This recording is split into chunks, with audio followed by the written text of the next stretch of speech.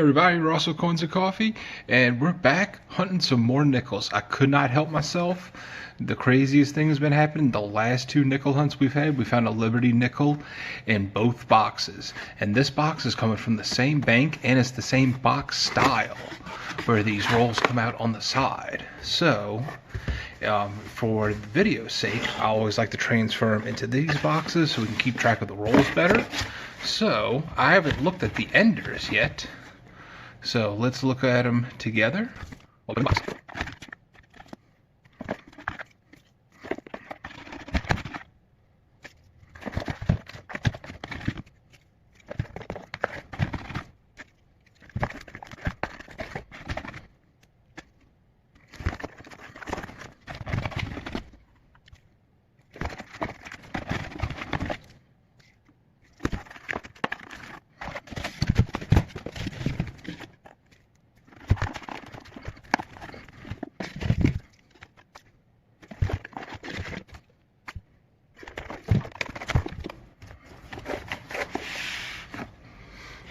Alright, well, I'm happy to see a nice mix of older and newer Jeffersons. This one is kind of dark. So, let's just look as we'll be pulling out all the early Jeffersons. You know, we'll be keeping an eye out for Buffalo nickels and foreign coins, proofs, errors. And will this be 3 boxes in a row with a Liberty coin? Let's see. Wish us luck. And on the second roll of the box, we have first from the 40s, 1941 from Philadelphia. I cut that one a little too short. There was actually some more in this roll. We have a 1957 from Philadelphia. And up here, a 1954 from Denver. I was checking to see if maybe it was a San Francisco. That way we could check for the S over D. Let me just look again to make sure that I've seen everything from this one. And I have. All right. On to the rest. Roll number 6, and we found ourselves a beaver. We got a Canadian nickel from 1985. Pretty cool. It's been a while since I've had a foreign in my nickel boxes. And on roll number 8, we have our second one from the 40s, this being 1940. With a... well, the mint mark's a little hard to tell. Let's see. Okay, 1940, San Francisco. And let's see if there was anything else in here, because I saw, or rather I thought I saw some older looking ones. Could be just wishful thinking though. Nope. Alright. Roll number 10, and we have a 1942 nickel. Let's see if we struck silver. So there were the copper nickel clad made in 42, and then they also had the 35% silver. Let's see where the mint mark is, if there is one.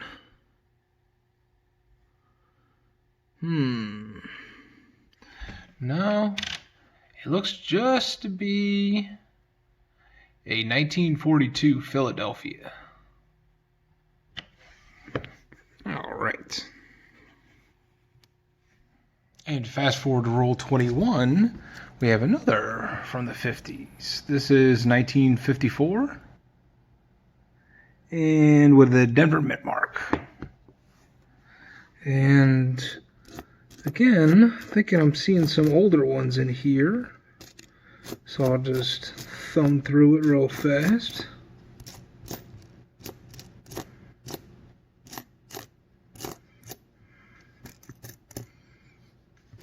There we go. 1952.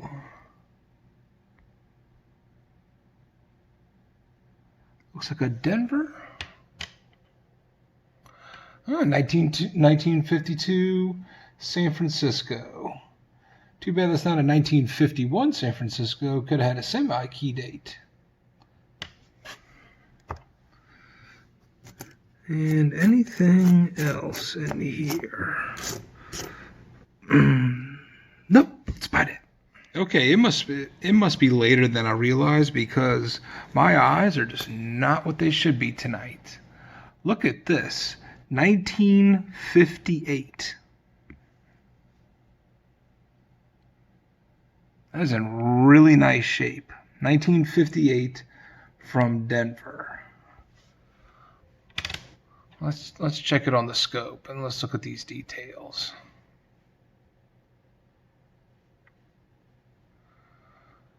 So, Monticello is worn down a bit. I can see a step or two, which isn't too bad. But the obverse is still really nice. I'm going to keep that aside and see if that might upgrade the album. So we have, let's see.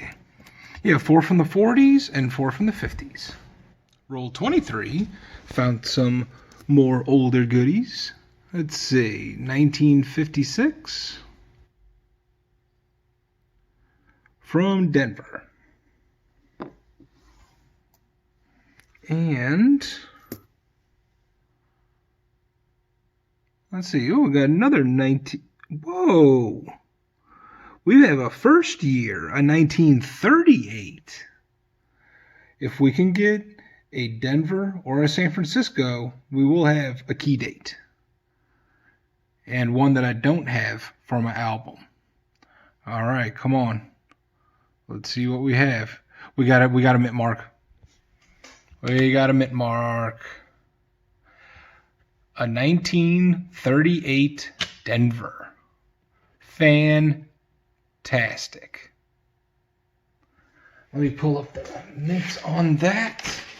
Oh, that makes me very, very happy. It's always nice to find a key date, let alone find one to upgrade the album, or rather to fill a slot. So 1938 Denver, only 5.3 million were minted. And then 4.1 for the San Francisco. All right.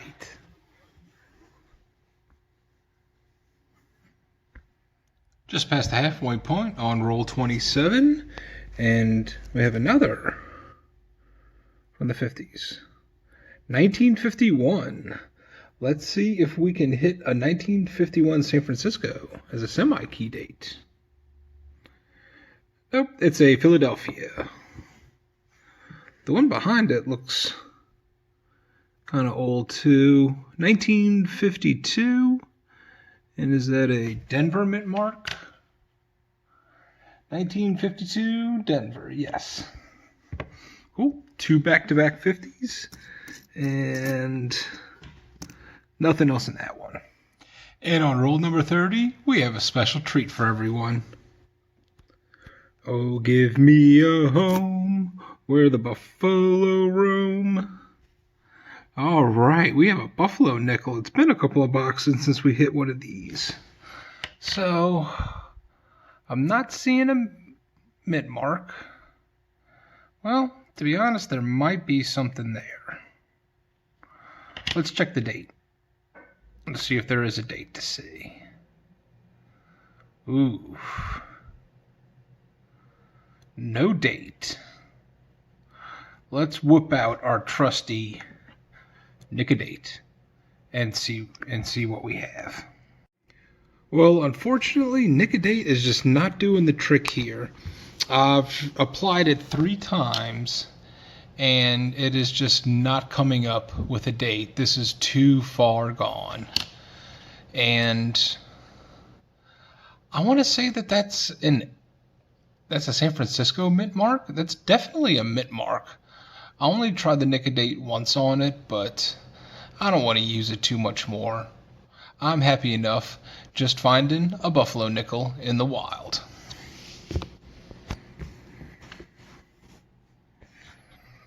As I'm opening up roll number 36, we have all kinds of color going on in here. And what is this? A freaking penny. Come on now.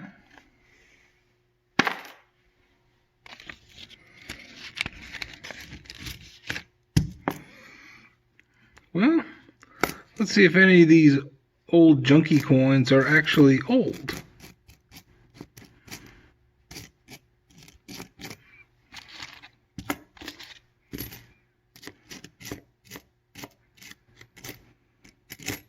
Nope. Just a freaking penny. Up to roll number 41 now. And we have one nickel from the 50s, a 1958 Denver, and last year from the 40s, 1949 from Philadelphia. Roll 46, we have another one from the 50s, and 1955. Let's see if we can get it from Philadelphia. Be another semi-key date. And one for the album. Nope. 55 Denver. Alright folks, that does it for this nickel box hunt. All in all, I am thoroughly pleased with the finds. In total, we had 5 from the 40s and then another 9 from the 50s. We got the Buffalo nickel. Unfortunately, we weren't able to pull a date up on that. Did get a Canadian nickel and a key date, 1938 from Denver, as well as some from the 70s and 80s that might upgrade the album, and this really nice 1958 from Denver that will most certainly upgrade the album. All right, everybody, thank you all for watching. I hope you enjoyed this nickel box hunt. This has been Ross with Coins and Coffee. Thanks for watching, and I'll catch you next time.